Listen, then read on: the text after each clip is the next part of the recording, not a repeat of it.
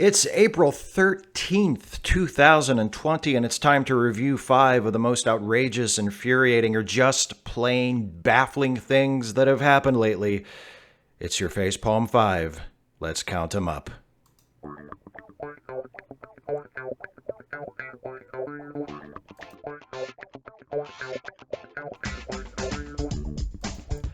Number 1, Trump administration continues to botch COVID-19 response. Hello, everybody. Welcome to the Facepalm 5. Let's get started right away with our first segment.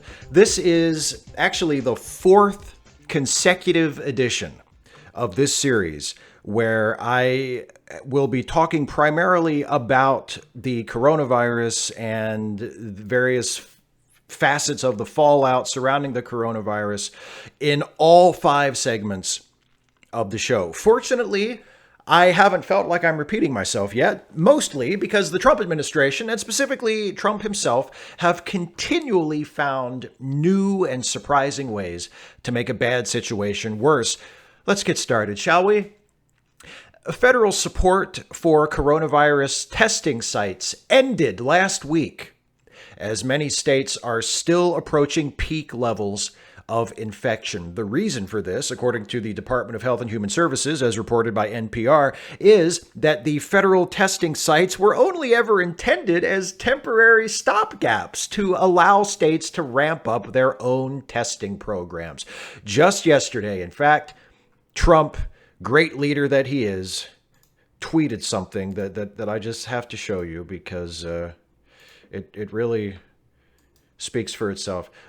Trump tweeted just yesterday, "Governors, get your state's testing programs and apparatus perfected. Be ready.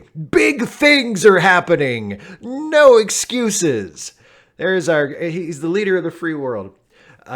So he says no excuses, but what if federal agents seized medical supplies you were expecting to get? Would that be an excuse? Because apparently that is happening. Check this out. From the LA Times, hospitals say feds are seizing masks and other coronavirus supplies without a word. They're just taking them, not telling them where they're going or what they need them for. Hospital and clinic officials in 7 states described having supplies seized by the federal government over the previous week. The Federal Emergency Management Agency, or FEMA, has not publicly reported these acquisitions. The Trump administration has released no plan explaining why it decides to seize certain supplies and what it does with them. And hospitals where supplies have been taken have received no federal guidance telling them what to do or where they're supposed to go to replace the supplies that were taken. Now, if these orders are being seized and redirected under the authority of the Defense Production Act, a law which Trump has claimed to invoke in recent weeks, despite very little evidence anything is actually being done, then this all may be legal. But the problem for the hospital officials on the ground is it would just be nice to know what's happening and what they're supposed to do next, and no one is telling them anything. And what the Trump administration is saying doesn't exactly fill you with confidence. Week before last, Jared Kushner was asked about using the federal strategic stockpile to help states make up shortages in medical supplies. And Kushner replied, the notion of the federal stockpile was that it's supposed to be our stockpile. It's not supposed to be state stockpiles that they then use, except the website for the National Strategic Stockpile said the opposite of that.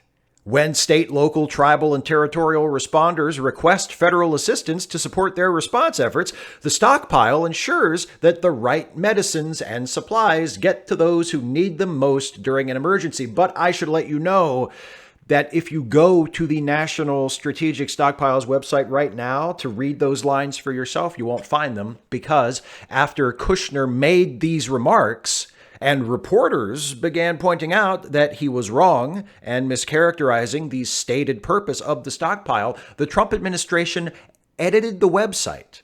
So that same paragraph I just quoted from now reads, quote, The strategic national stockpile's role is to supplement state and local supplies during public health emergencies. Many states have products stockpiled as well. Don't you love how they added the many states have products stockpiled as well, which is kind of like one of those ad libs that Trump throws in when he decides to randomly go off teleprompter?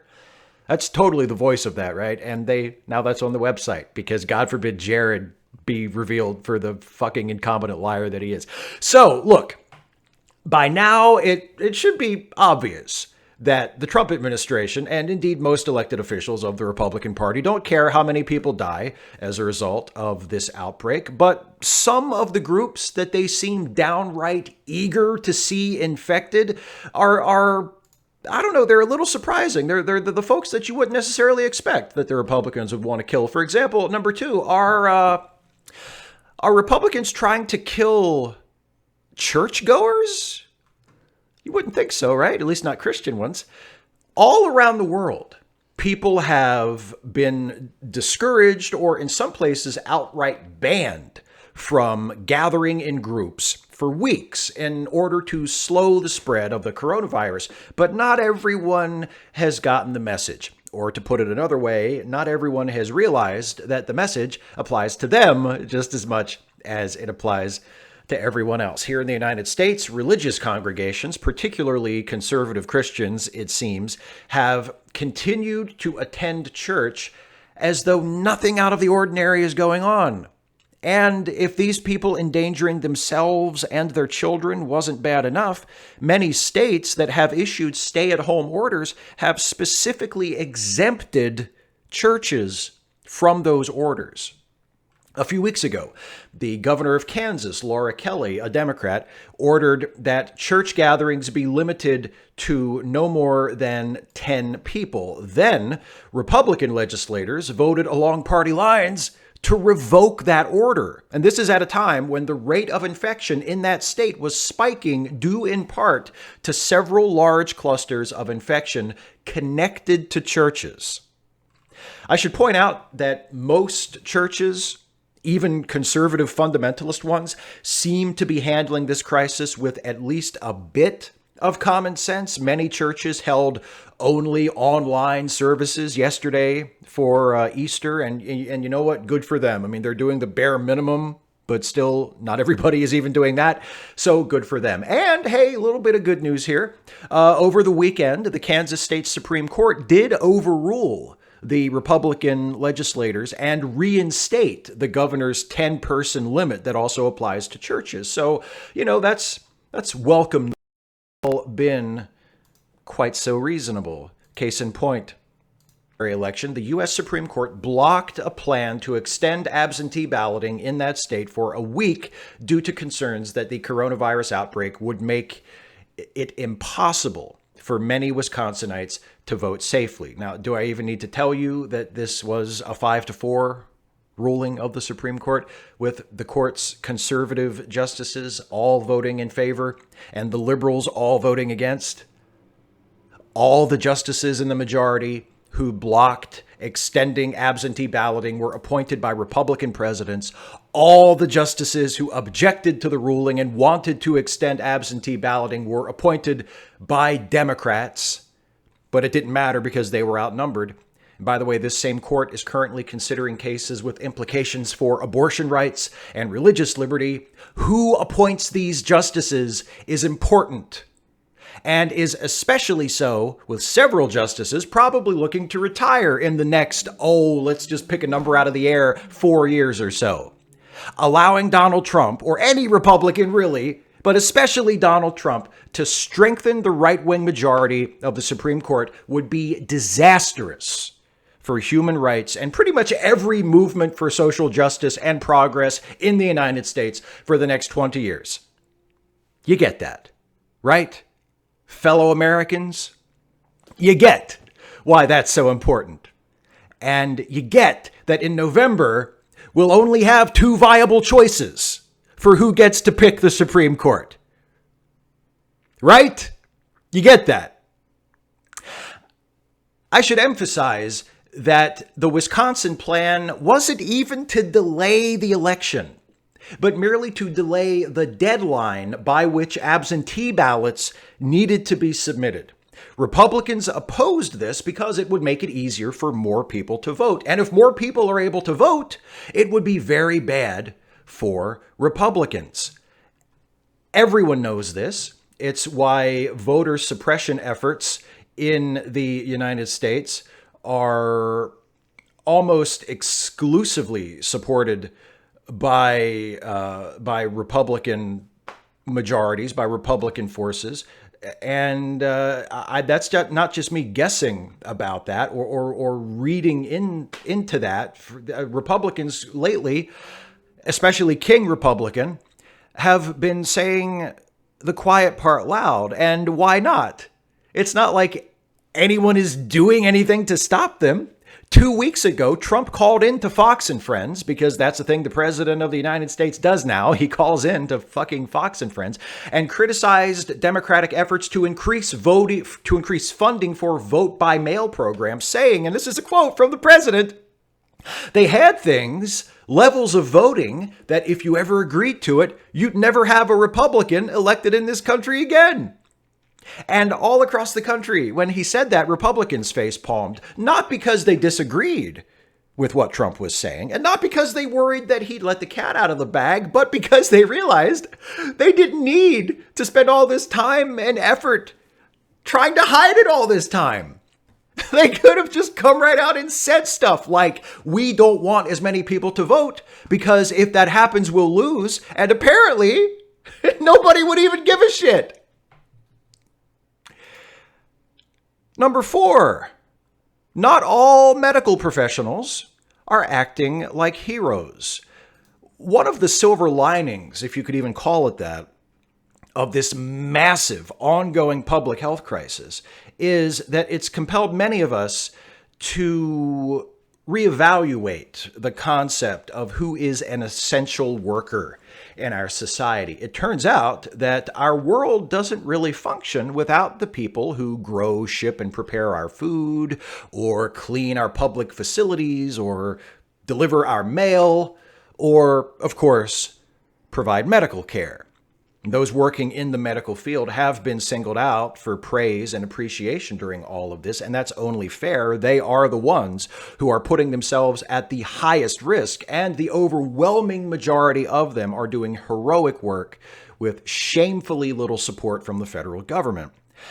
The selflessness and dedication of most healthcare workers only makes the relatively rare cases of abuse and recklessness stand out even more.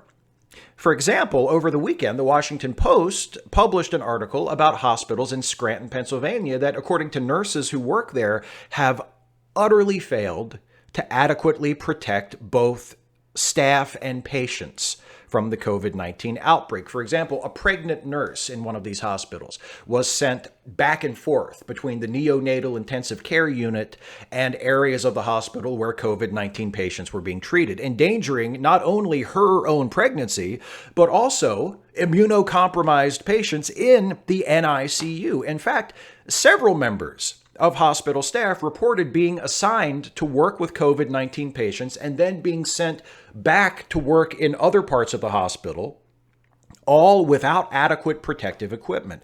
And when they expressed their concerns to hospital management, those concerns were dismissed, and policy changes to address their concerns weren't put into place until as recently as last week.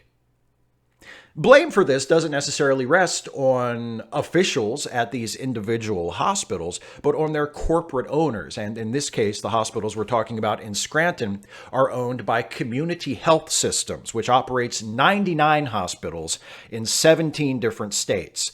Despite being one of the largest for-profit health companies in the United States, CHS didn't change its hospital policies to help ensure the safety of its patients and staff during the COVID-19 outbreak until the Washington Post started calling and asking questions. And as the president of Pennsylvania's largest healthcare workers union told the Post, quote, "It shouldn't take attention from a national media outlet to move CHS to put the safety of patients and frontline caregivers first.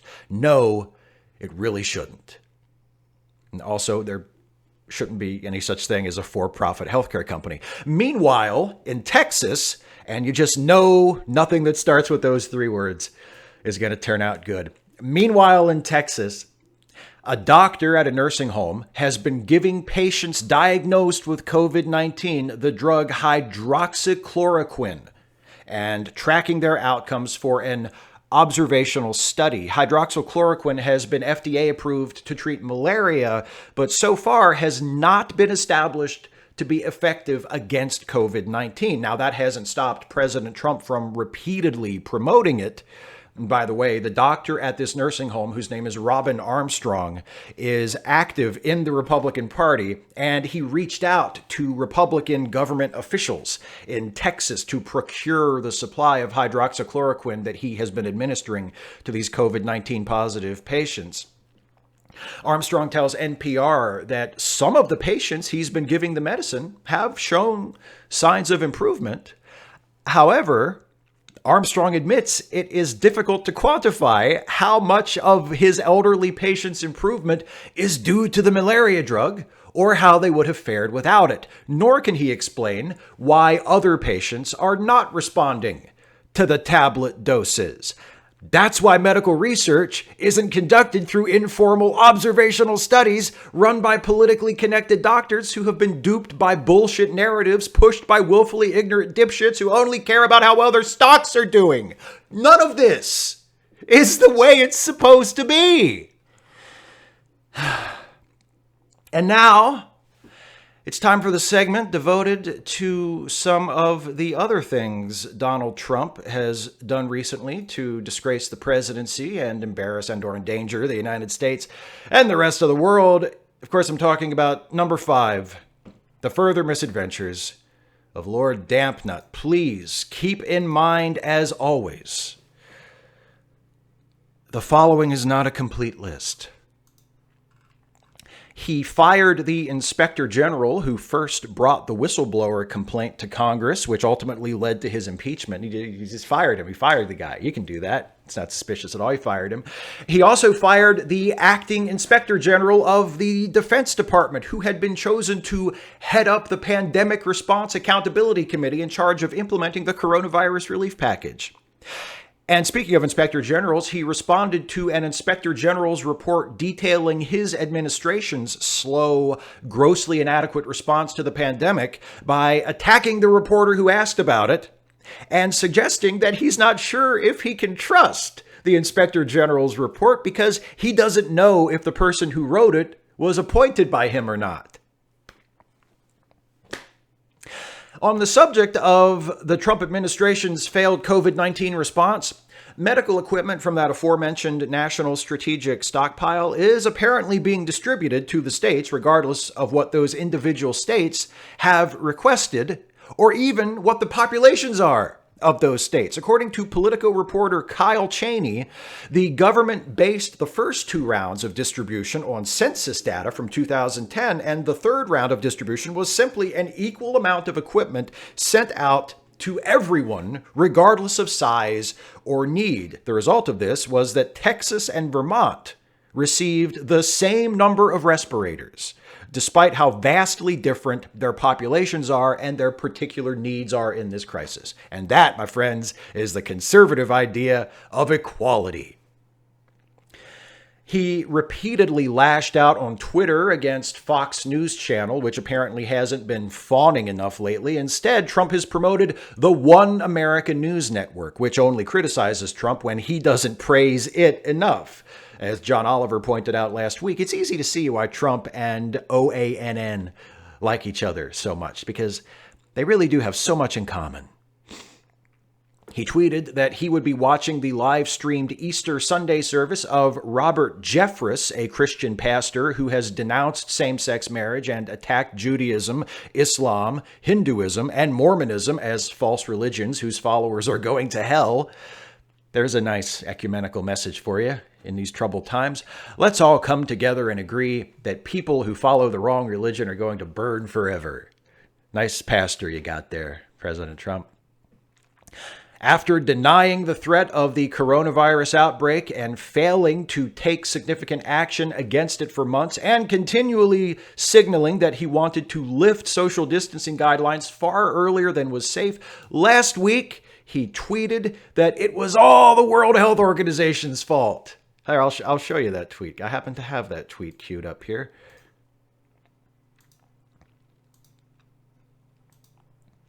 Here we go.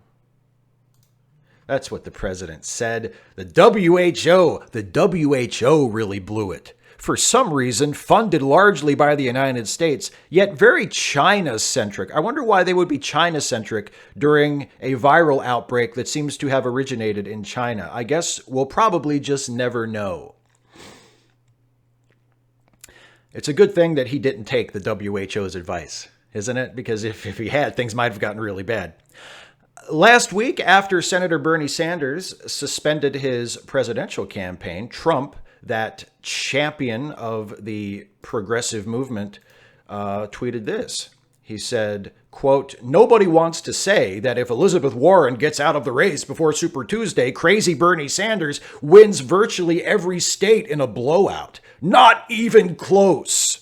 I haven't heard one member of the fake news establishment even mention this irrefutable fact. Fake news." I mean, maybe the reason the media didn't report on that is because they're all fake news. Or maybe, and I only propose this as a possibility, it's because what Trump said was an irrefutable fact is actually not true at all. Even if we assume that every single person who voted for Elizabeth Warren on Super Tuesday would have voted for Bernie Sanders, and that's a big if, that still would only have flipped the result from Biden to Sanders in 4 of the 15 states and territories that held primaries that day. And while that would have allowed Sanders to win a majority of Super Tuesday states, it would not have allowed him to win virtually every state in a blowout. Not even close. Also, even if Sanders had won every single delegate Elizabeth Warren won during the entire primary to date, he still would not have enough to catch up to Joe Biden. Biden would still have significantly more delegates going into the Democratic convention at this point.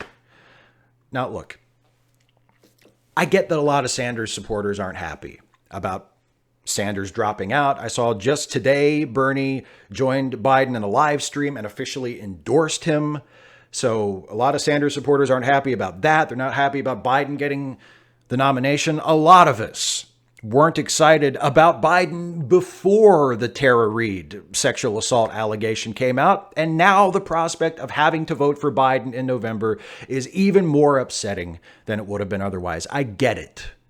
I'm right there with you. All right. Warren was my number one choice. But after she dropped out, I was planning on voting for Sanders in my state's primary. And hell, I still might vote for him since he'll be on the ballot. And I think Sanders showing up to the Democratic convention with a significant number of delegates will be a good thing for the party platform, even though he won't get the nomination. I wish Sanders had done better. I wish he had won the nomination, assuming Warren couldn't have it. But he didn't. That's just what happened. He didn't win. The votes weren't there. He didn't get screwed. He didn't get robbed, least of all by Elizabeth Warren. He got beat, and decisively, because a lot more people voted for other people, particularly Biden, than voted for him. And I know a lot of wounded Bernie supporters are still hanging on to this Bernie was robbed idea. But now that Donald fucking Trump is pushing that same idea in a brazen and transparent attempt to divide his opposition against itself, maybe it's time to stop playing into Trump's hands, drop it, and start focusing on beating him in November, no matter how disappointed, disillusioned, or disturbed we are by who the Democratic nominee is going to be, which again, I am completely there with you on that. Just a thought from someone who doesn't want to watch the world burn, actually. And finally, 2 days ago, the Washington Post reported that last month, Trump asked Dr. Falchi, why don't we let this wash over the country? Meaning, of course, the coronavirus outbreak. Why don't we let this wash over the country? In other words, why not just do nothing? And whoever gets sick, gets sick. Whoever dies, dies. Last month, that would be March, when it was clear to anyone paying attention that this was already bad in other countries and it was about to start getting real bad here. Last month, he still wanted to do nothing. It matters who the president of the United States is. You might not think it's fair how much power or influence the president of the United States has, and you may be completely justified in thinking that. But the fact is, it matters who the president is. It matters who wins in November. It matters that it's not a Republican, and it matters that it's not him. And if you think it doesn't matter, I don't know what to tell you, other than I hope the weather is nice there on whatever fucking planet you're on. Stay tuned for the post-show in a minute, but for now, that's 5. Speak out, act out, resist, look after each other.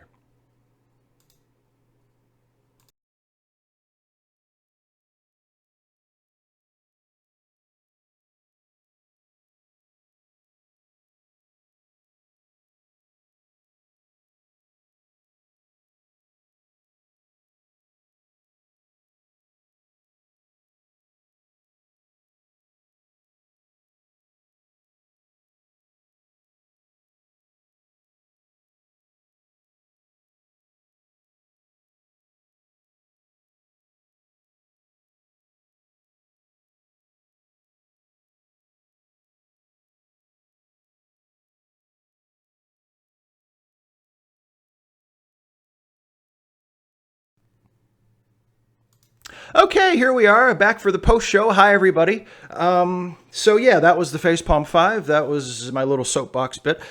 Before I get too far into this, and before some random geek has to remind me, I just want to offer some shout-outs to my newest $5 or more patrons on Patreon. So let's get their names up here. These folks are people who have joined my Patreon campaign at $5 a month or more since the last time. Their names are Joe Mitchell. Thank you, Joe. Jan Volmer. Thank you, Jan. Brian Young. Thank you, Brian.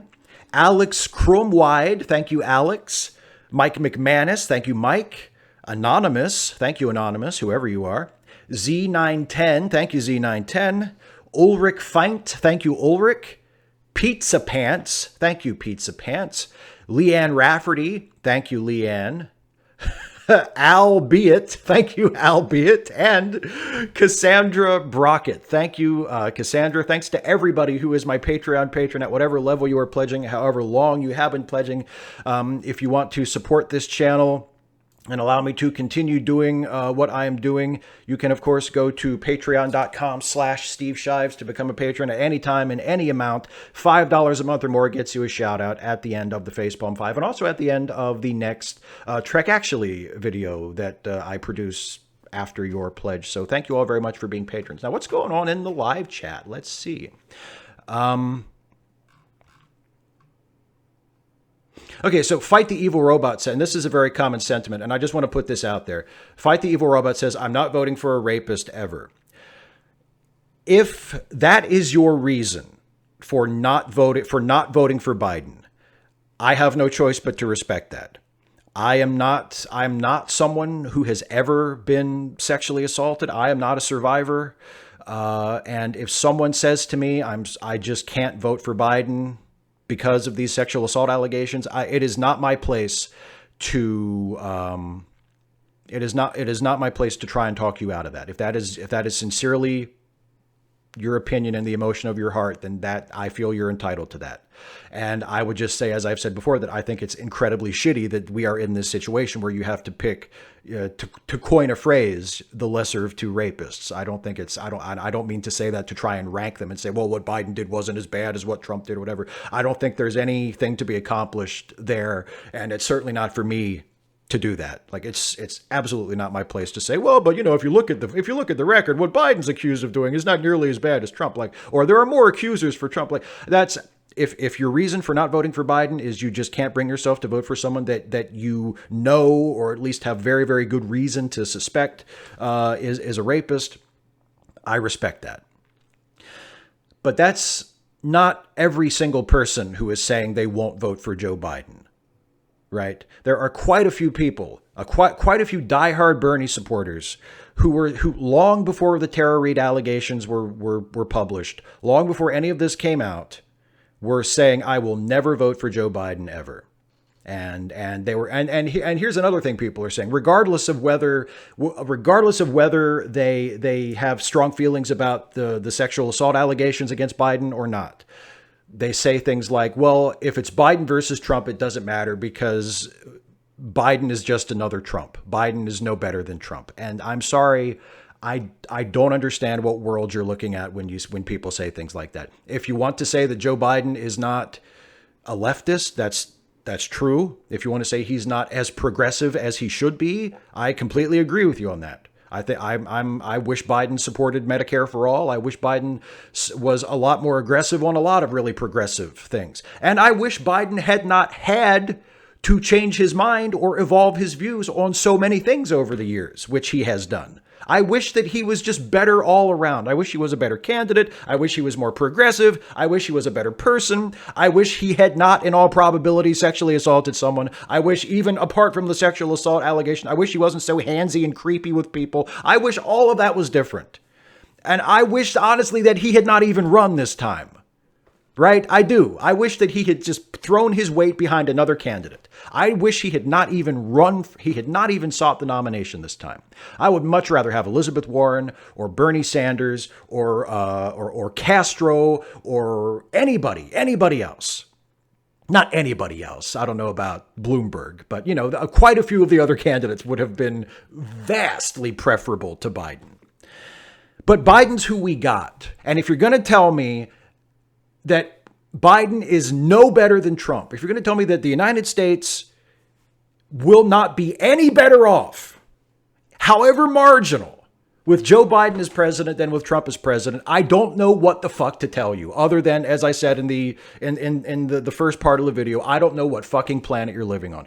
Because even if Joe Biden turned out to be just a shitty fucking president, in terms of policy alone, he is miles ahead of Trump. He is miles preferable to Trump. Is his healthcare plan what we need? Is his healthcare plan as good as what Sanders was proposing? Oh my God, of course not. Not even close. Is he as strong on climate change? Is he as big of a supporter of the Green New Deal as he should be? No, of course not. Is he too corporate? Is he too moderate? Is he too mainstream and establishment? Yes, all of that. Yes, all of that. He's an embodiment of all of the weakness and cowardice of the modern Democratic Party. And I hate that I have to vote for him in November, but I have to vote for him in November. That's just what I have to do. I don't believe any of us have the luxury to just allow Trump to sail in and have 4 more years. If you honestly think it will make no difference at all, I don't know what the fuck else to tell you. Because I think that's fucking ridiculous.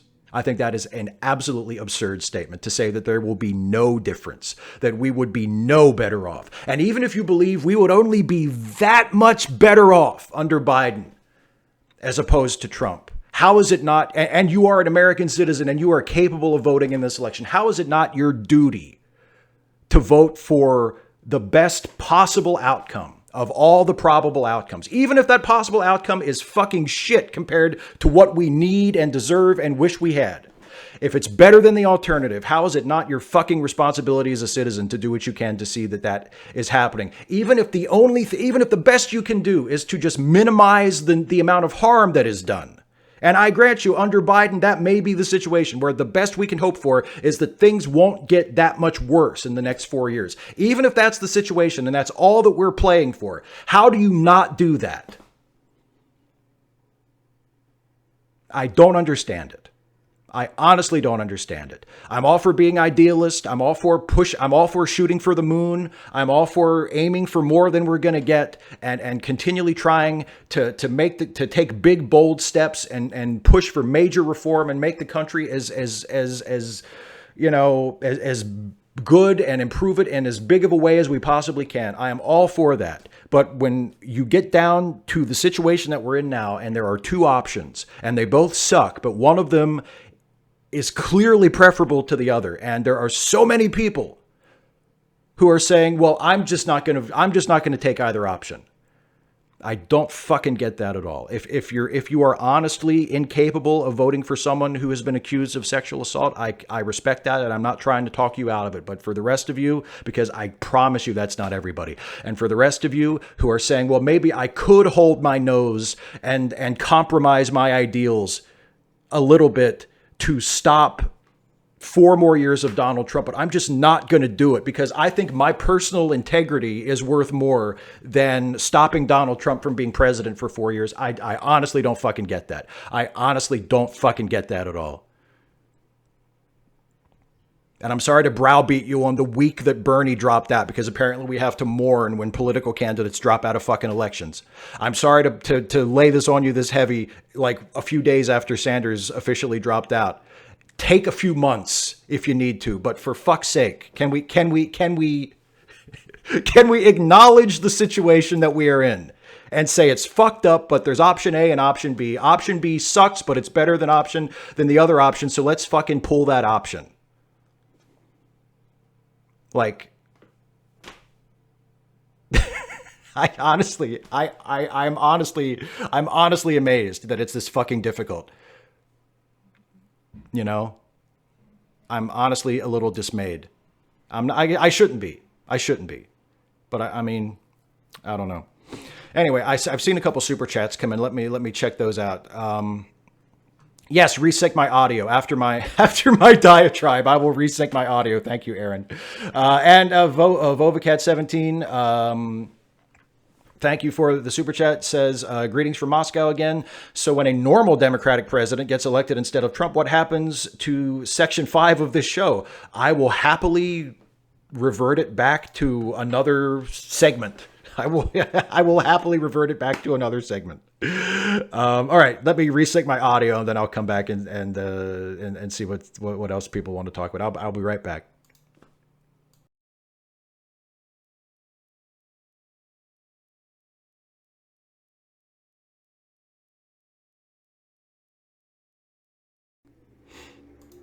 Okay, here we are again. So at least we can try to have the best Democratic platform we can have. Like, I understand the frustration and the disillusionment, but just sitting it out is not going to help anybody. It's not going to help anybody at all. It's actually going to hurt people, because if Trump gets reelected, that's going to hurt a lot of people. And it's incredibly frustrating to me to see people who are progressives, to see people on the left who are actually who are talking as though, well, they're just not going to vote. Like that. I can't tell you how frustrating and disappointing that is, given what's at stake. Anyway, I see people talking in the live chat, so here we go. Oh yeah, Matthew. You know, I feel like I saw that it was. I kind of sensed it was going out of sync, but I wanted to just get through it, I guess.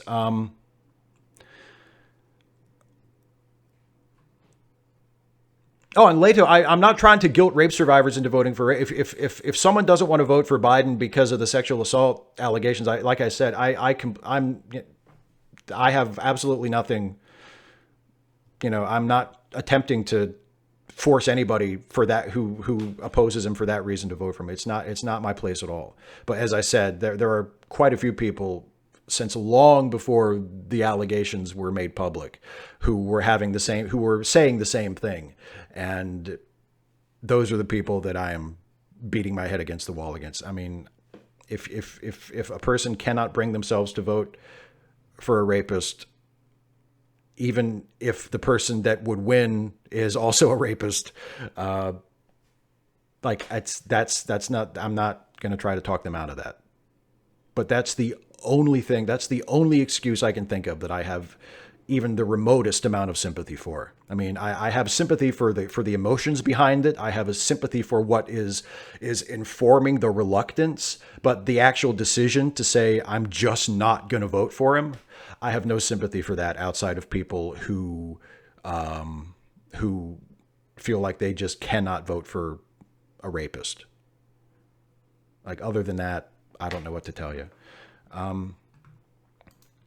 Vovacat17 says, I didn't vote for anyone. Why didn't they ask me? I know, right? I wish they had. People in the chat. If people in the chat are trying to pressure people, on that, if they're trying to apply pressure on the sexual assault allegations and say, specifically say, sexual assault survivors should change their minds and vote for Biden if they're not going to, please don't do that. Please don't do that. I mean, I would ask that you not do that, especially in my live chat. Hey Joe, you missed my not serious mind. I'm not only channeling Mitchell and Webb in the title, I was channeling you earlier. I felt I was in a very serious mind mode in my why don't you just vote for Biden rant earlier. You have to, if you missed it, you'll have to go back and watch it.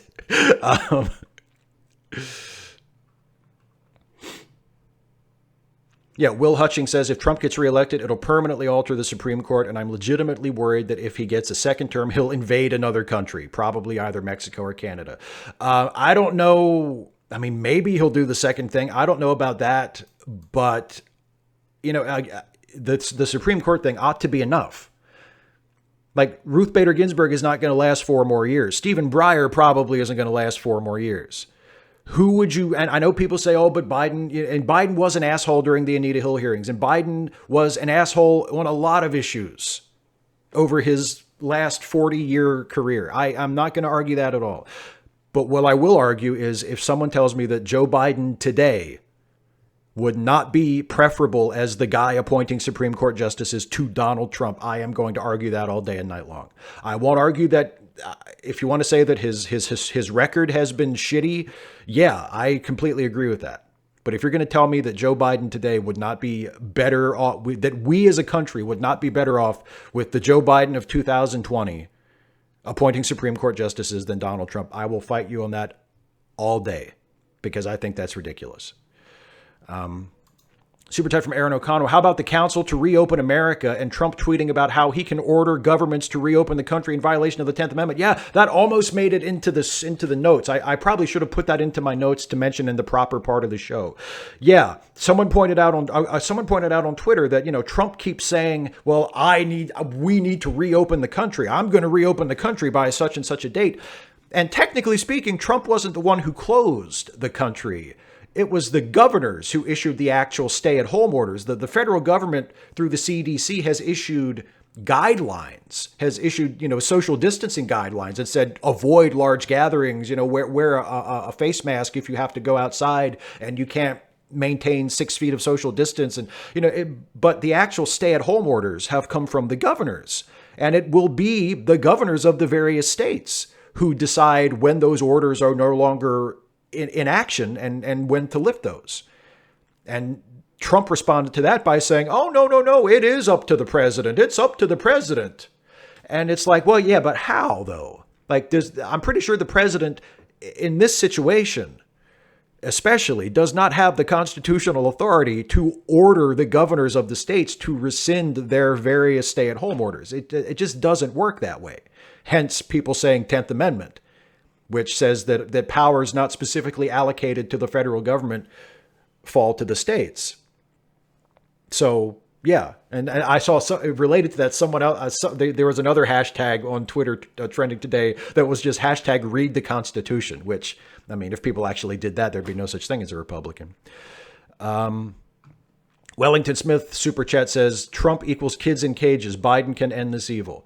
Yeah, that's another thing. And again, Biden's record on immigration and the Obama administration's record on immigration was not great, but it was not as bad as Trump's. And I feel I like how on every single issue that you can find where Biden has a record that would suggest he would not be great on that issue, I cannot think of a single issue where Trump would not be worse.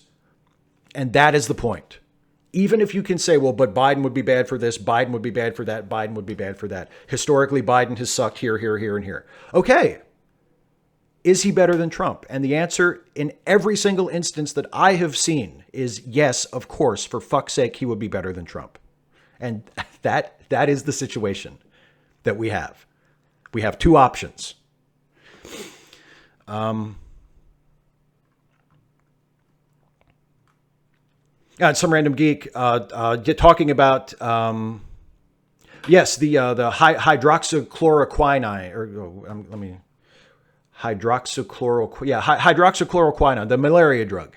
It's also used to treat lupus patients. Someone else mentioned it earlier in the chat as well, so thank you for reminding me to mention that. It's also used to treat lupus patients, and if a lot of that drug gets redirected to treating COVID-19 patients, when it hasn't even been established that it does any good for them at all, yes, that will seriously harm lupus patients who actually need it. So that's yet another reason why Trump promoting that drug in particular is grossly irresponsible. Yeah.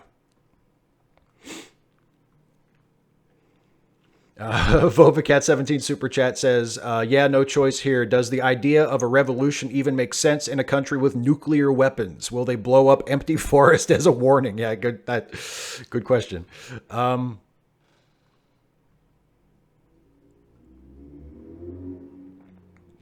Super chat from Twylord. Dear Americans who can't bring themselves to vote Biden, show up anyway. Vote for down ballot Dems and get Green Party state funding. And as I think,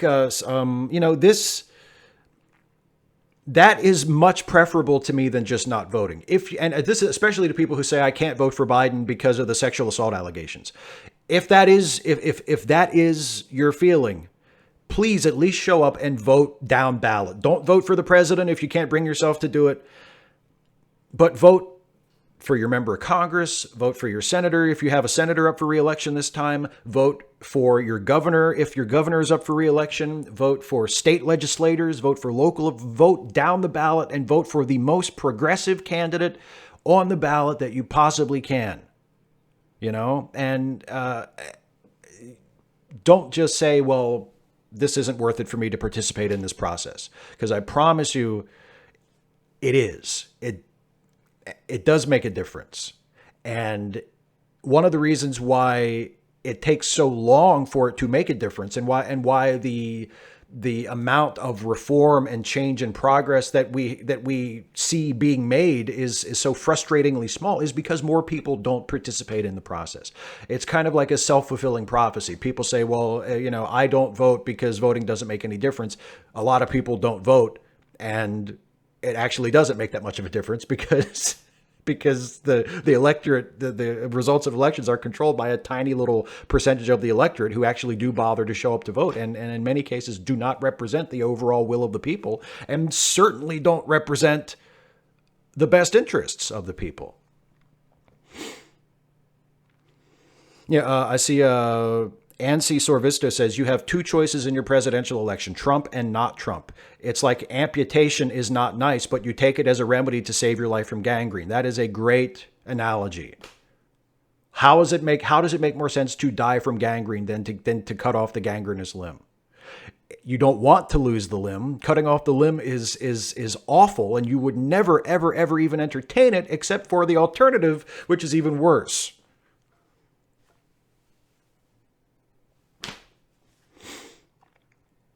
Christopher MB87 says Jack McPherson should run again for president of these United States. Yeah, I think Jack has had his fill of public service. Jack is happier, helping, being a private investigator with Toby Benson and occasionally burning down a liquor store.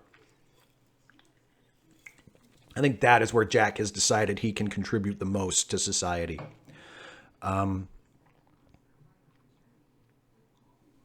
Yeah, serious mind. If voting didn't matter, Republicans wouldn't be trying to stop people from voting. Exactly.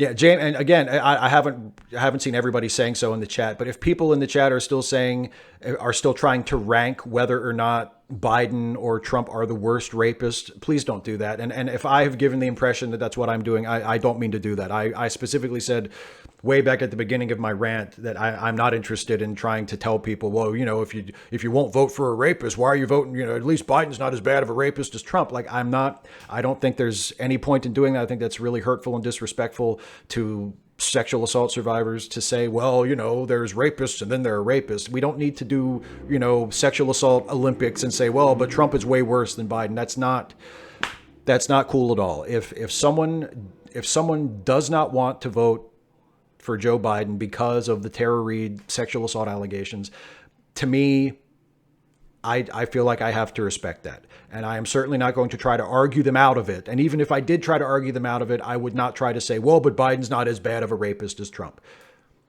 Because it's just a really gross, fucked up area to get into. And it's not helpful. And I know a lot of survivors find it very upsetting.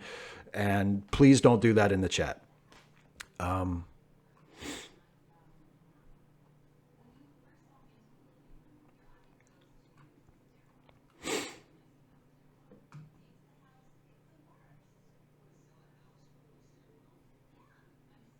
Ryan McMurray says, I didn't vote in the last presidential election and I blame myself for the results. And then smiley face. Okay, you're happy. I blame myself. Yeah, Linda, this is all my fault. Jesse Gender says, sorry if I missed you talking about this, but any thoughts on the fire Falchi nonsense going on? Yeah, I again, that's something that I left out. The following is not a complete list. I guess I'm glad I put that disclaimer in there.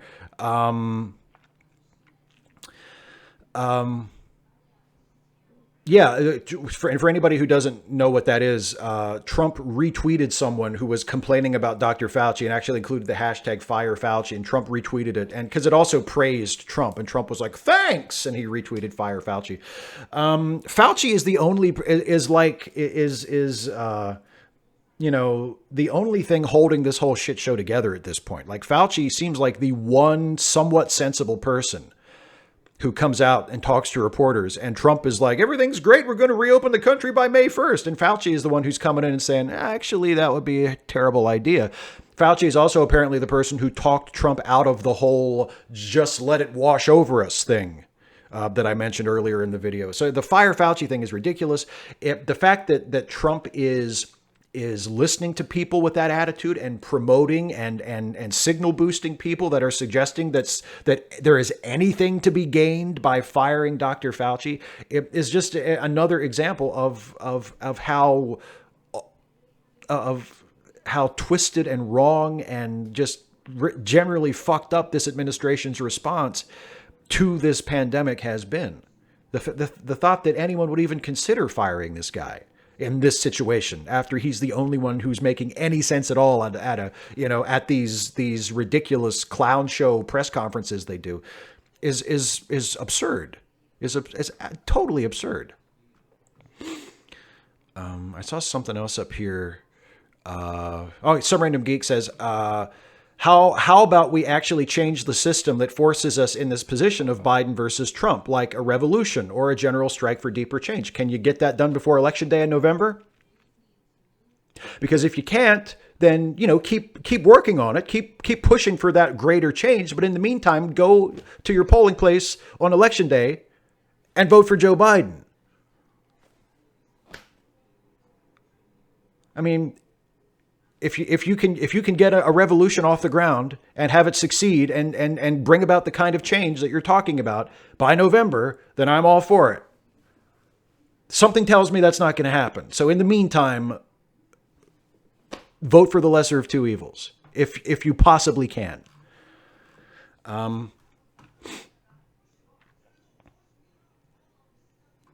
TMJ and G, growing my first beard during the work from home period. Any tips?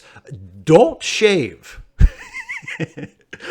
Honestly, I pay so little attention to my beard. I trim it every 2 weeks, and that's really about it. Like I don't put any kind of oil in it. I don't do anything special to it. I trim it to keep it from looking too shaggy and gross every couple of weeks, and wash it every day when I wash the rest of me.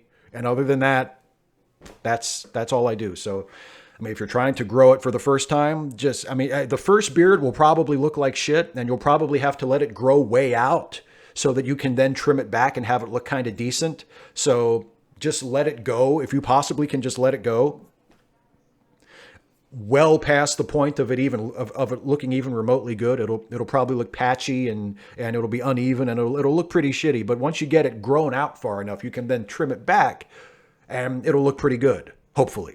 So that would be my advice. Just let it grow for a while. Let it grow well beyond the point of reason.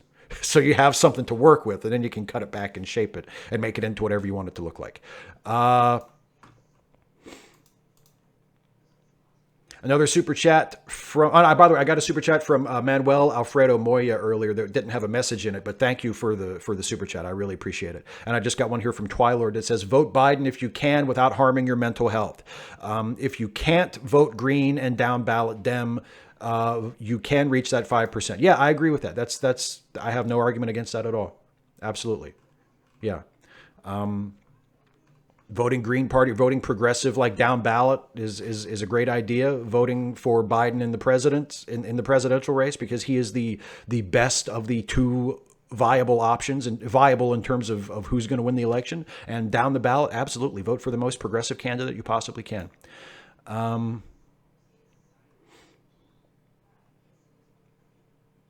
Yeah, Francois Lecomte says your beard knows what to do, so trust it. Yeah, exactly. 255 AD says, Christie did a stream picking over Reed's story and claimed the problems means we can't call Biden a sex predator. Does that affect your friendship with her? No, it doesn't affect my friendship with her. I don't feel that way. I've talked to other people who, other women, I'll say that. I've talked to other women who are friends of mine or acquaintances of mine who have expressed some degree of skepticism about Tara Reid's story. I respect their opinions. I am working on the assumption that she's telling the truth, and until I have a very good reason to believe that she's not. I'm assuming that what she says is true. If other people have examined it and believe that there's reason to doubt, especially if the person expressing doubt in the story is an assault survivor or a harassment survivor themselves. Not everybody I've talked to is or has been or has told me that they are, but just that's up to them. But no, the fact that if Christie has problems with the story and says it's not fair to say that Biden is a sexual predator, I believe Tara Reid's allegation. I assume that it's true. If Christie doesn't, that's her right not to believe it and to say why. But it doesn't affect my friendship with her. No.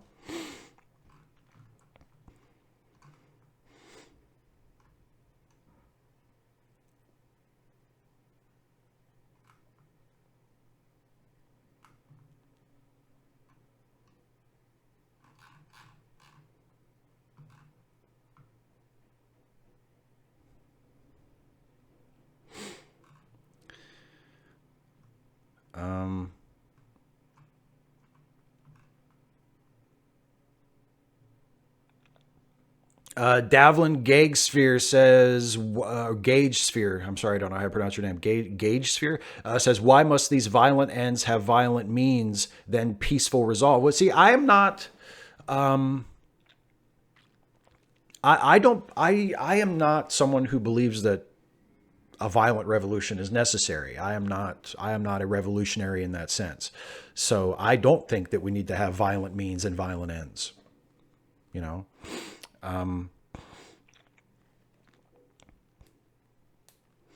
Aaron O'Connell says Star Trek, am I right? Yeah. Oh, you know what? I completely forgot. I didn't want to do this during the proper Facepalm 5 show because I feel it would undercut the seriousness of my message, and really, it's very important to me. But now that we're in the looser, more post show section, I can have Jean-Luc stand in front of my microphone here, and there you go. Oh, Gauge Sphere, thank you, Davlin. I can have Jean-Luc stand in front of the microphone, and Let me see. Let me get his engage arm up here. There we go. He's engage. Jim T says the dream of a federation of peace in the future is gone. I wouldn't say that. We still have quite a few years to go before we get to the 24th or even the 23rd century.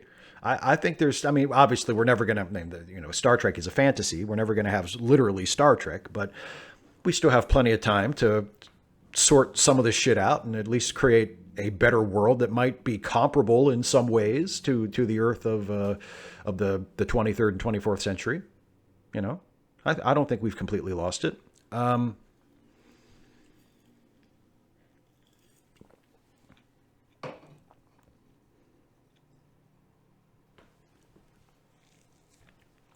Dirty Barsted says the problem with violent revolution is that you replace one structure with the people that led the fight, giving you a military dictatorship, at least in transition. You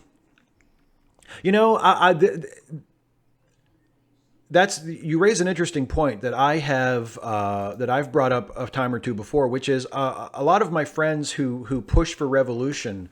They seem to automatically assume that the revolution and the results of it would automatically create a better system than the one we have. And maybe that's true, but maybe it's not. And they also talk about the revolution as though it would somehow be permanent. When history has multiple examples of very high profile, very transformative revolutions that created governments that lasted a few years and then were gone. Or even in the case of the Soviet Union, created a government that lasted, 80 years, which is no small thing. 80 years is a big deal. It's several generations of people, but ultimately collapsed. And one could argue never truly lived up to the promise that spurred the revolution in the first place. Super chat from Twilord says, we'll never have literal Star Trek. That was what I thought. But then I found out that Project Stargate was real. All bets are off now. Yeah, well, hey, maybe we will literally have Star Trek.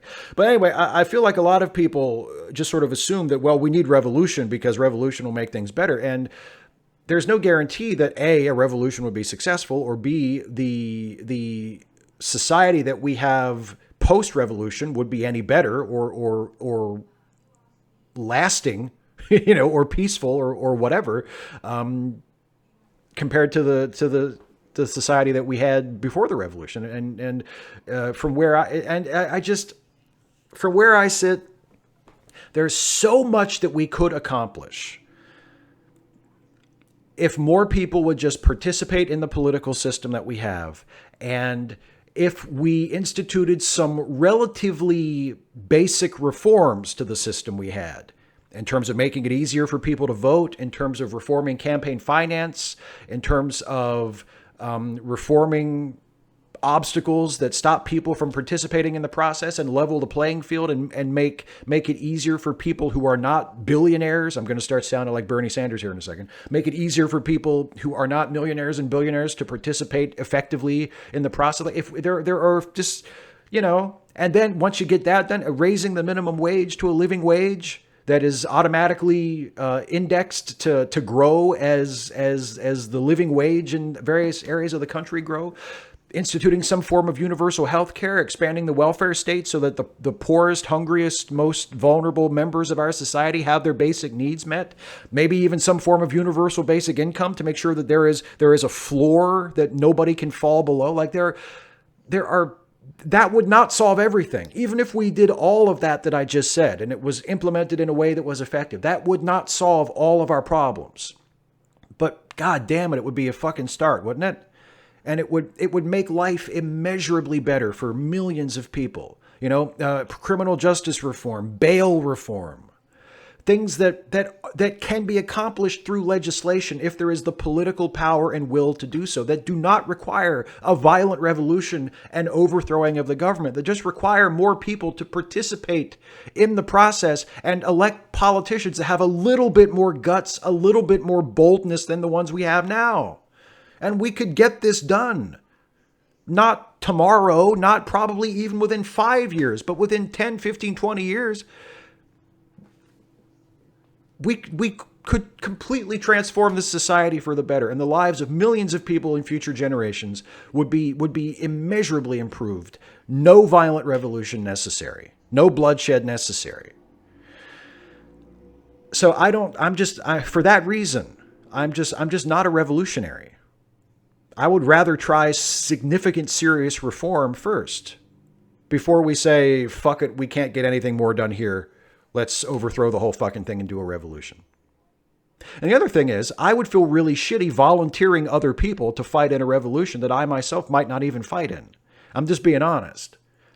I'm a lower middle class white guy who makes YouTube videos. I'm not a soldier. I'm not a revolutionary. And for me to sit here in my relative privilege and shake my fist and say revolution, knowing that other people, if that revolution were ever to happen and it were a violent, bloody revolution, that other people were going to be shot and killed for a cause that I helped to rally them to, I would feel pretty shitty about that. And unless I were prepared personally to fight in that violent revolution, which I'm not, at least not right now, I'm not gonna push that for other people. I'm not gonna volunteer other people to fight in a war that I myself am not willing to fight in, because that's a really fucking shitty thing to do. So yeah, those are all the reasons why at the moment I am not a revolutionary. Aaron O'Connell says in a super chat that I missed, we're basically almost at the past tense episode of DS9 where Cisco becomes revolutionary. Yeah, we're getting closer to past tense than we probably would have hoped we would be, aren't we?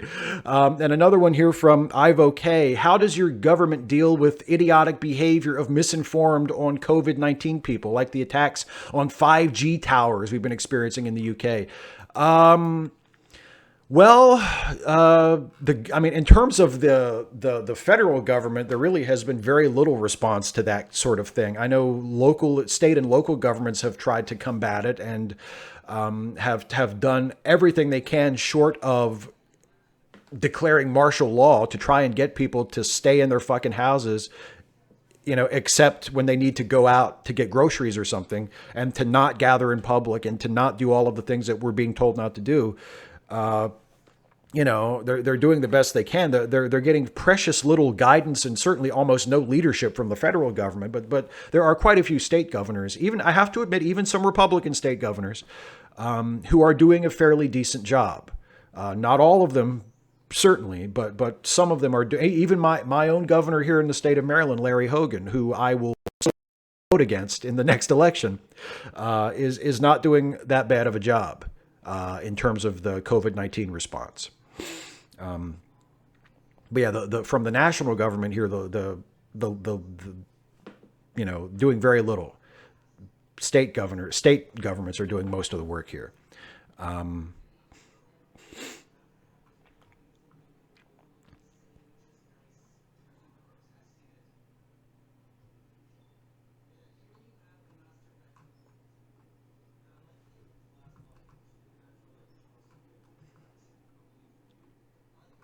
Oh, thank you, Sirius. Thank you, Joe. I accept your hug.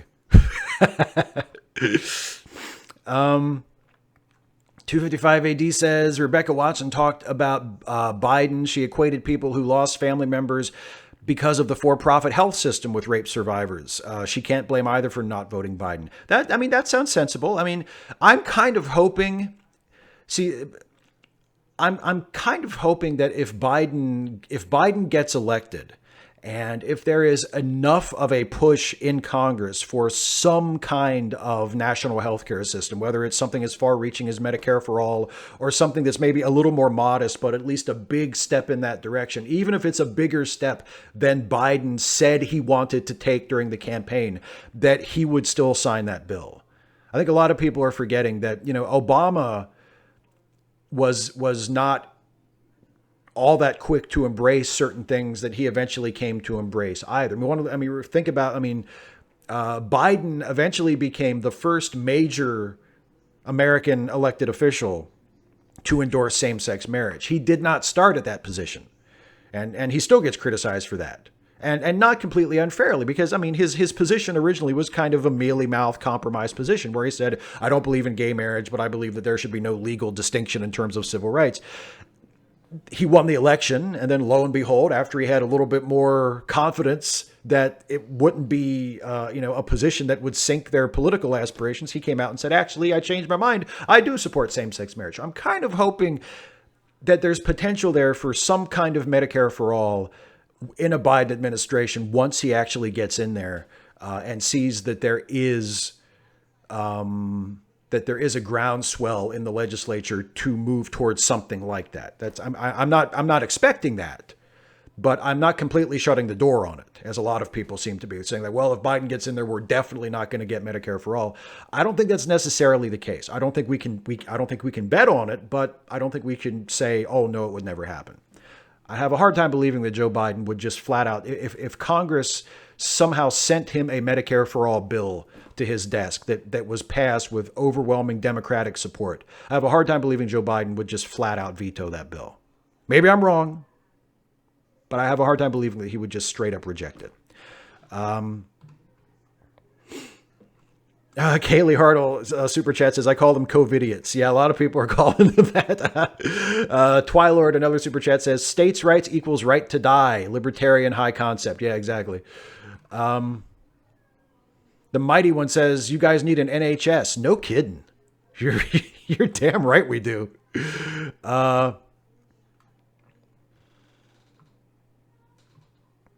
Some Random Geek, I agree. We do have to hold every politician's feet to the fire. I've said that many times. You're absolutely right. We totally do. We totally do. The job to me is first, step one, elect Joe Biden the president. And then step two, relentlessly push him to the left as much as we can for the next 4 years. And not just him, but Democrats in the House of Representatives and the United States Senate as well. Elect them, get them in the position of power, and then push them as far toward progressive policies as we possibly can. I agree completely. Engagement should not stop with the vote. People should not feel like, well, I voted, I did my part. No, the voting should just be the start of it.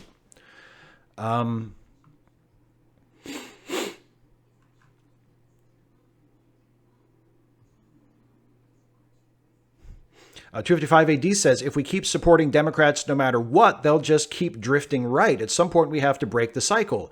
Response to left people making that argument. Well, yeah, like I said just a second ago, electing them is step one, and then holding them accountable and pushing them to the left is step two. You know, if you tell them, look, we elected you and now we want you to do some progressive shit, then you will eventually move the party to the left. And if the people you elected simply refuse to play ball and say, we're not going to do the progressive shit, then you put up primary challengers to them and you get enough people to vote for the primary challengers and you elect more progressive people to those seats instead. And then you push them to the left and you say, now we want you to do the progressive shit. You know, it doesn't mean elect moderate or centrist Democrats and then just let them do whatever they want. If those are the only options you have, then yeah, elect them and then push them, talk to them, pressure them, go to town halls, call their offices, write letters, write emails, protest, speak out on your own platforms, push the conversation in the direction you want it to go.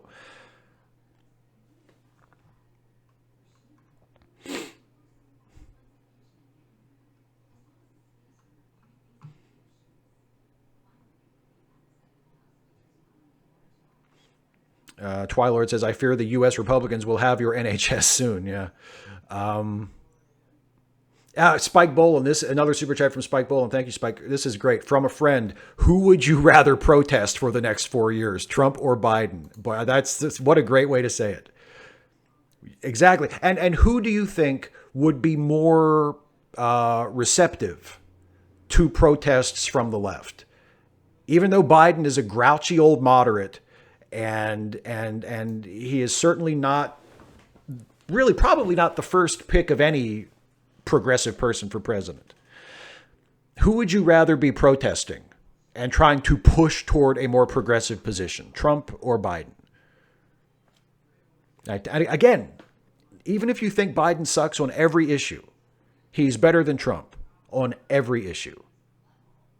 And he certainly seems more reasonable and more apt to listen to reason than Trump.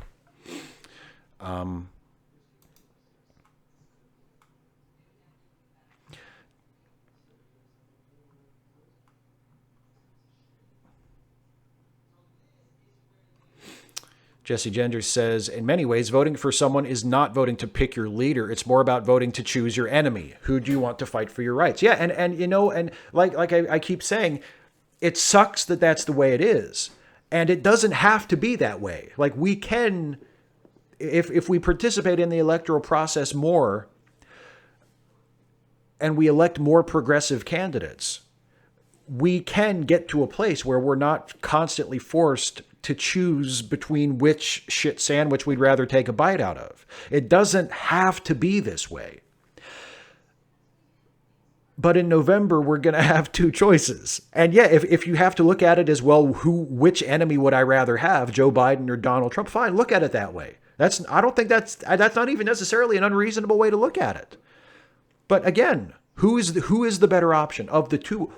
The day after Election Day, one of two people will be the president-elect of the United States. On January 20th, 2021, one of two people will take the oath of office and will be the president of the United States for 4 years. It's either going to be Donald Trump or Joe Biden. Those are your choices this time.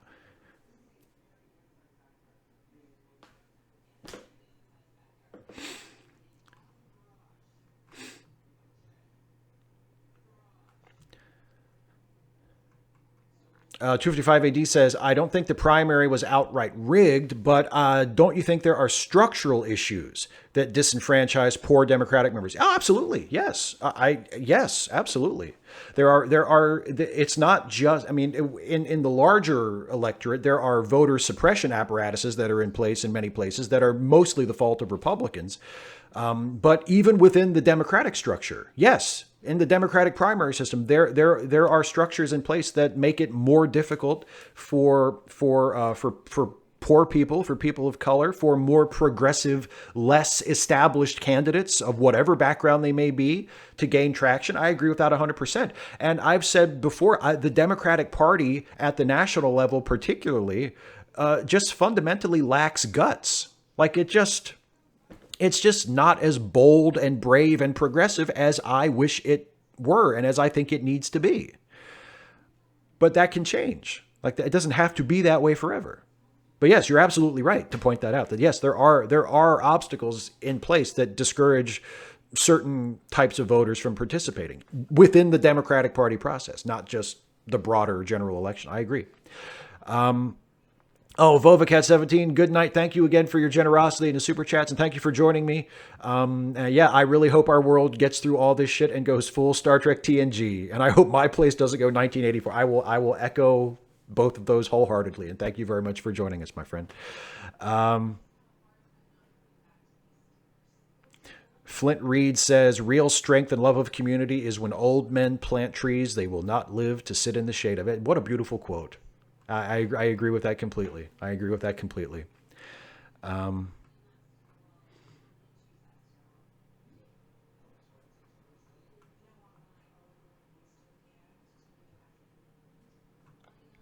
Yeah, Christie says one person is for LGBTQ rights and one isn't. Exactly. He may not be as gung-ho for LGBTQ rights. He may not talk about it as much as he should. He may not be as forward with it as we would wish him to be. But there is one person who is positive on it, however marginally, and one person who has buried the needle. He's so negative on it. So if you care about LGBTQ issues, there's only one choice.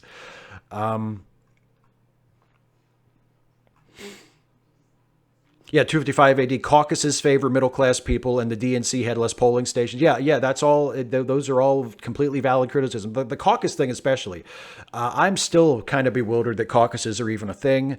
I don't see why we should have a system where Iowa goes first every single time. I think that really skews expectations for what's about to follow. I feel like allowing Iowa and New Hampshire to go first every single time it just kind of distorts the process early on.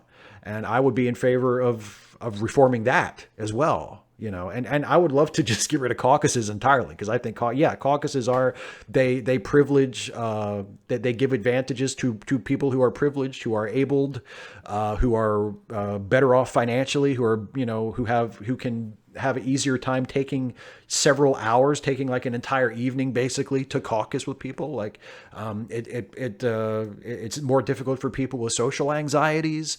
It creates all kinds of barriers that just don't need to be there for people to participate in the electoral process. I would love to see caucuses just done away with completely.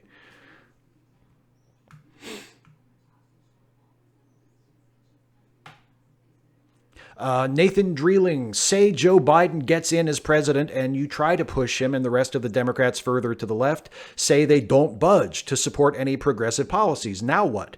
Well, then, at the very least, you have stopped the Republicans and Donald Trump from doing more damage over the 4 years. That's something. And when the next election comes around, you get out there in your primaries and you vote for the most progressive candidates you possibly can. And then in the general election, you vote for the most progressive candidates you possibly can. And when the election is over, you push them to the left as far as you can. You keep pushing. I mean, like what choice do you have? What choice do you have? And I agree that would be a shitty situation, but the solution is to just keep pushing.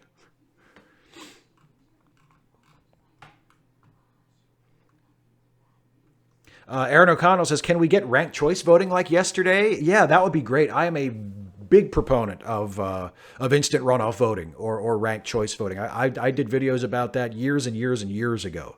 I think that is a great idea. Not only would it make the process more fair, and give minority party candidates a little bit more of a chance, but it would also streamline the process. States that have statutes that require them to hold runoff elections, if a candidate doesn't win with a clear majority, you wouldn't have to hold separate elections. You wouldn't have to say, okay, let's all meet back here in a month and have another election to determine who gets the nomination or who wins the office.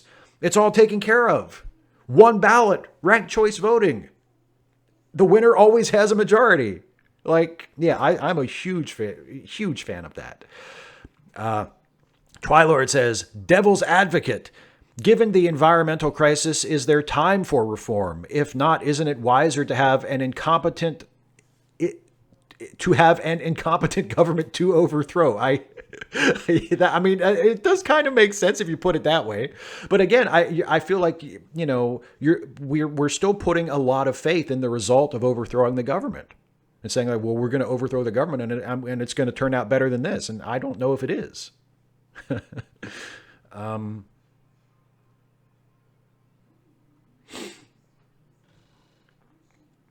random geek. What about the people that are going to starve to death when you bring the economy to its knees?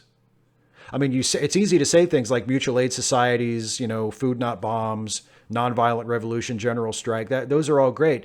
Do you really think that if we bring the economy to its knees, that these efforts, these private organized efforts that you are proposing will be able to care for the people that will suffer as a result of you intentionally bringing the economy to its knees? And again, this is very easy to say. It's very easy to say, let's bring about revolution by driving the economy to its knees. It's very easy to say that. And to assume that doing that will yield a positive result. I personally am not confident enough in that tactic or in what the result will be to say that, to just say, I know the solution. It's, what choice do we have? We can bring the economy to its knees. We can force them to make reforms. Okay. I don't have that. That is not where I'm at remotely.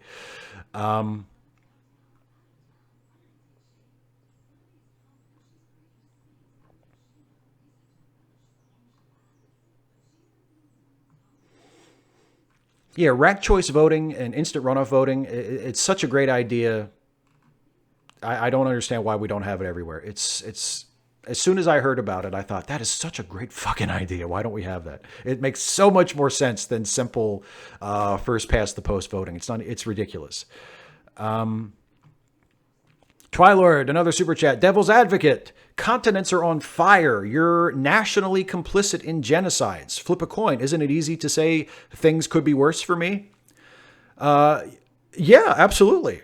And a lot of people say that, and it's a shame because I think that stops a lot of people from supporting more progressive causes. A lot of people say like, and I feel like a lot of people, not necessarily people who are self-identified progressives or leftists, but people who are somewhere in the middle of the political spectrum who don't feel any great urge to go participate in the political system in any way. They have that attitude of, well, things are okay for me. So, things could be worse for me. So, whatever. But yeah, the fact is that because of what you say, like, the planet is on fire. We're complicit in genocide. My country is complicit in all kinds of fucked up, shady things that I really, as an individual, have no power to do anything about right now. So there is no living without compromise. There is no participating in the political process without compromise.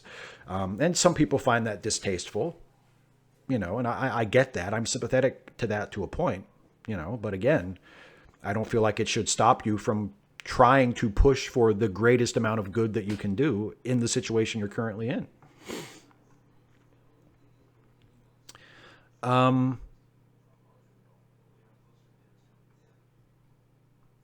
The mighty one, do you have plenty of loo roll? I do, actually. Thank you for asking. I do.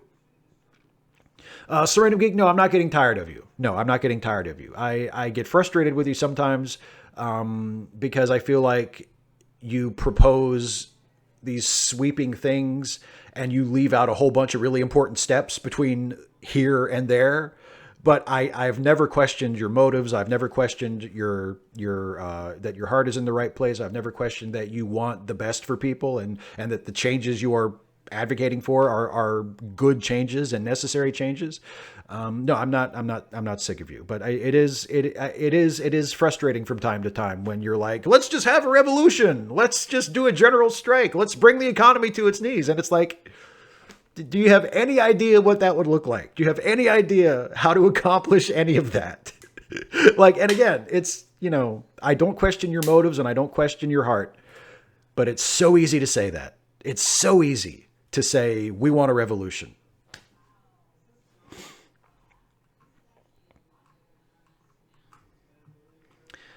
I get it. I'm sure that you're infuriated by liberals too. I acknowledge it. I completely get that. I'm sure from where you stand, it looks very similar.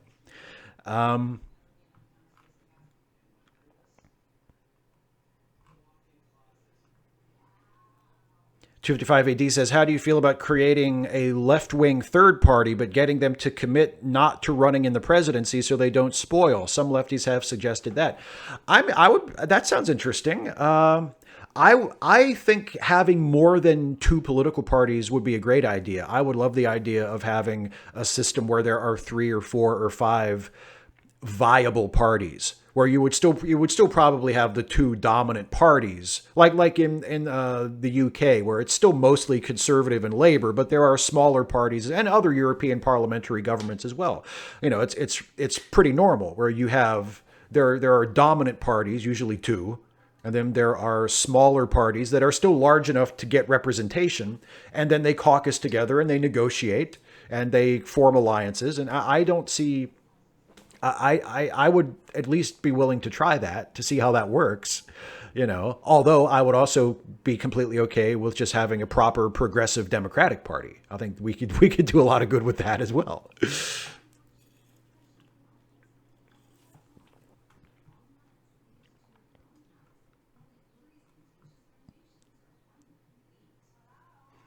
Spirit Coach, are you for a basic income? I am, yes. I am for a universal basic income. Definitely, for sure.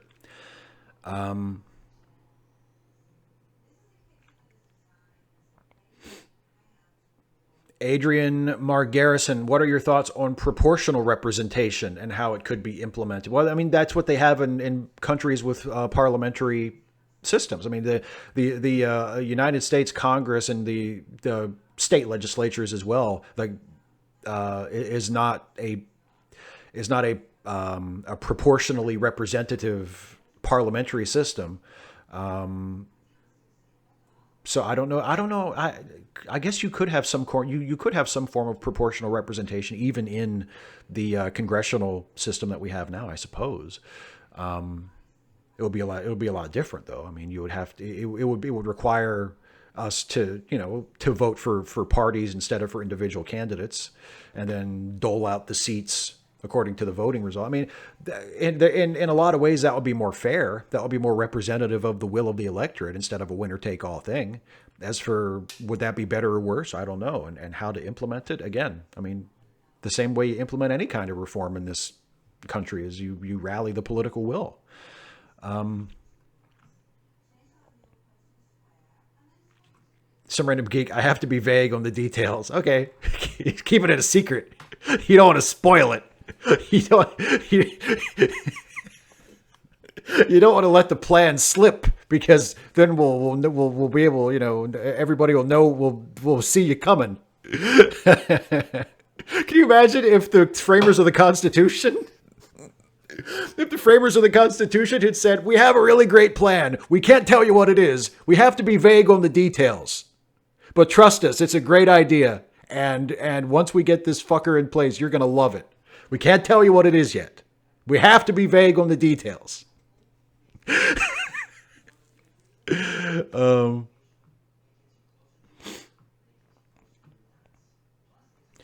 Davlin Gage Sphere. So how do you think we can get rid of the Electoral College? Same deal. Same thing. First of all, people need to talk about it. People need to make it a topic of conversation. People need to point out why getting rid of the Electoral College is a good idea and something that would improve things. Why the Electoral College was probably a shitty idea to begin with, because it was only put in the Constitution in the first place as a way to placate slave-owning southern states, which a lot of people don't even know. A lot of people don't even realize that the Electoral College initially was a compromise to keep the slave-owning states happy, so that they could feel like they would not be completely drowned out by the more populous North when it came to presidential elections. That's why we have the Electoral College. So the whole reason for it is rooted in wanting to make slave owners happy, and therefore is to me, is illegitimate from the start, And also, the benefits it supposedly has are kind of illusory. Because the whole idea is, well, if we didn't have the Electoral College, then candidates would only focus on certain states with high populations, which is what they do anyway, because population is how electoral votes get apportioned to the states. So, yeah, I mean, people need to make the case for why it's a bad idea, for why it's a bad system, for why we'd be better off without it. And then they need to tell their representatives about it and tell them we would like to change this, please. And just not shut up until they do it, Oh,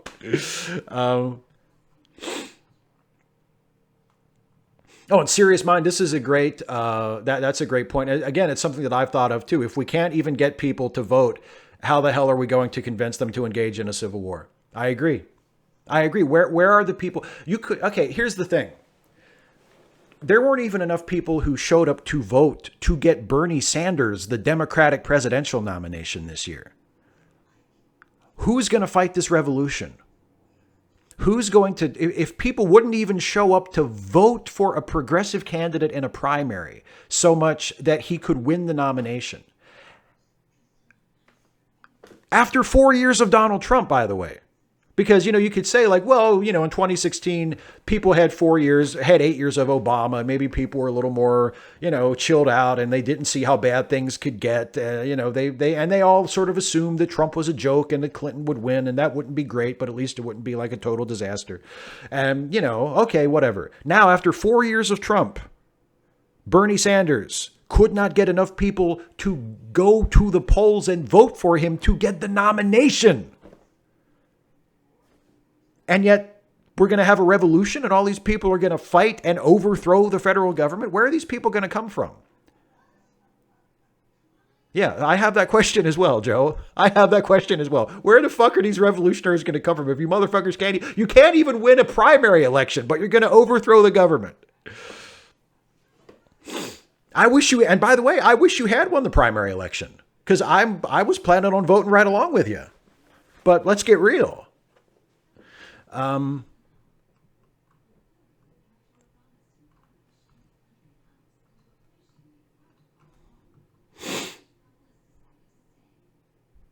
Yeah, Michael Albert, Electoral College, making white male votes worth more since 1788. Exactly. That's exactly what it is.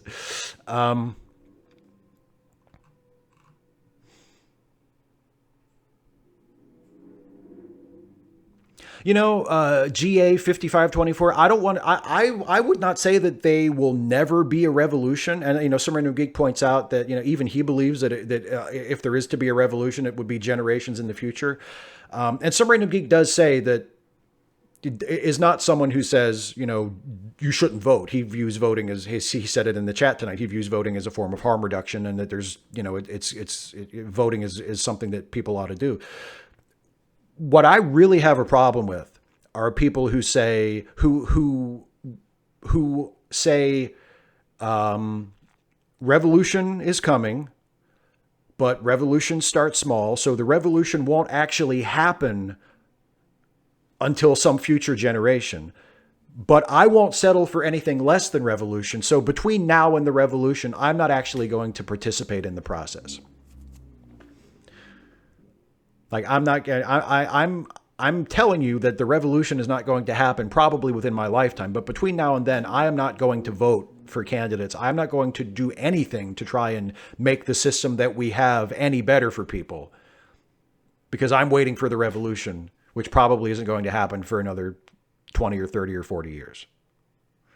Those are the people that I am the most frustrated with, because there's again, it's so easy to just assume a moral high ground and say, I will not participate in this tainted system, right? I will not compromise my ideals and my integrity and my purity of heart and thought by participating in this compromised, corrupted system. This system must be overthrown by other people at some point in the future. That really bothers me. That really bothers me. And some random geek, as far as I have ever seen, has never been that kind of person, although he does say, that revolution is necessary and that's what he really wants. But there are other people on the internet, and there are people who, a lot of the same people who, like, as soon as Bernie Sanders started to signal that he was going to drop out and endorse Biden this time, like, they could not wash their hands of him fast enough. I can't believe Bernie betrayed us. Right?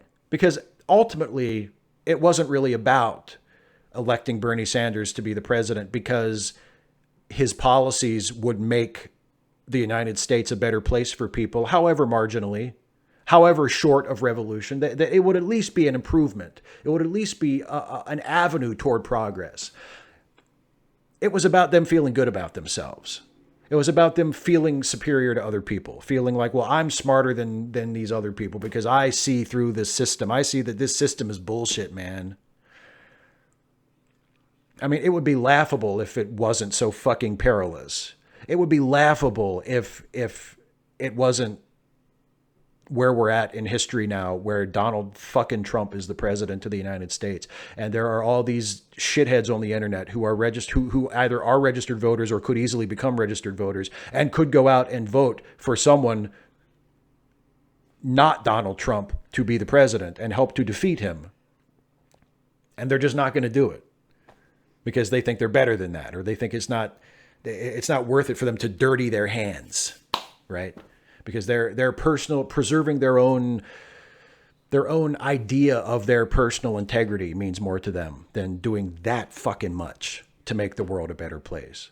Even when the options available, I admit, are shitty, or just fucking suck. And we really should have better options. Like, you just refuse. I'm sorry, I can't compromise my integrity I can't do it that much to vote for a guy. It really, really bothers me. It really does. People say I'm not suggesting that we overlook Joe Biden's flaws, not for a minute. I'm not suggesting that we pretend that the sexual assault allegation isn't important or doesn't exist, not for a second. But again, unless you are someone who just cannot bring yourself to vote for Biden because of that sexual assault allegation, which I feel like I have no choice but to respect that, especially as someone who has never been subjected to sexual assault myself. Unless you are in that group, if you can possibly hold your nose and vote for Joe Biden, and you willfully choose not to do it, I really don't know what the fuck I can tell you. Like, I really don't know what to say other than I do not understand what your priorities are, and I do not see the world remotely the way you see it. And I think it really sucks that you can't suck it up for one day and vote for a shitty candidate who is at least better than the shittiest candidate ever. I really think that sucks. And I hope, if you are in that camp, I really hope between now and November you change your mind. For your good, for your own good, and for the good of every other person who lives in this fucking country. I really, really hope you can see through to changing your mind between now and the general election. Because it would be really great if for the next 4 years someone other than Donald Trump were the president. Oh, yeah, and Serious Mind says, even worse are the people who won't vote because they want Trump to win, because they want the rest of us to suffer because they didn't get their way. Or how about this? The people who say, well, maybe 4 more years of Trump will teach people a lesson, and then they'll elect our super progressive candidate next time, because that worked this time. Right? That's what they said was going to happen last time. Remember? In 2016, they said, oh, yeah, go ahead. Well, just see how you feel after 4 years of Trump. Maybe then you'll vote for our guy. Didn't happen, did it? Not even close. In fact, I think Bernie did worse this time than he did in 2016. So how's Trump teaching you a lesson working there? Anyway, I've been going for over 90 minutes, so I'm going to wrap this up. So thanks to all of you who stuck around for the post show. Thank you all so much. Everybody who was hanging out in the live chat and having discussions and asking questions and everything. I really appreciate it. I want to remind you once again, as I did already, that if you want to support what I do on this channel, patreon.com is the way to go. Also, if you heard the music at the beginning of the show, that was music called Proto-Funk by the great Kevin MacLeod. He is absolutely indispensable when it comes to writing royalty-free music. For YouTubers especially, he's the best. We couldn't do... how many YouTubers would not have music to put under their videos without Kevin MacLeod? And also, I co-host a couple of podcasts on the Let Me Listen podcast family, including Late Seating, which is a movie review podcast. Our most recent episode is our review of Pinocchio. And also... the Ensign's Log. God, I almost forgot the title of the fucking Ensign's Log. Can you believe that? The Ensign's Log, where we do a Star Trek themed comedy podcast where we play low-ranking officers aboard a certain Federation starship, and it's a lot of fun. We just started our 3rd season. Episode 2 of our 3rd season drops this coming Friday, so check that out, especially if you dig the Star Trek stuff. Don't forget the charity links below in the description. Help out some of our friends who are going through a rough time financially. If you possibly can donate, please donate. If you can't donate, no problem, but at least think about sharing the links on social media and spreading the word. It would be really great to help out some of our friends. Charity links in the description of the video. Oh, and Twilord, did I miss your last super chat? I apologize. I will go back. Yes, I did miss your last super chat. I apologize. I was running my mouth. Twilord said, We've many left parties and 2 centrists. Old folk by the big 2 hate each other, but they keep forming coalitions together with small left parties. Yeah, there's, there might be a little bit of narrative going on there where it's like the idea is, oh yeah, they hate each other, but when push comes to shove, they'll work together. That used to be how it was with Democrats and Republicans, not so much anymore. But anyway, thank you for the super chat. Thanks to everybody for all the super chats. Thanks to everybody for watching, and I will be back on Friday of this week for Ask Away, so hopefully I'll see some of you then, and whether I see you then or not, thanks everybody. Please be safe, and take care. I'll see you later.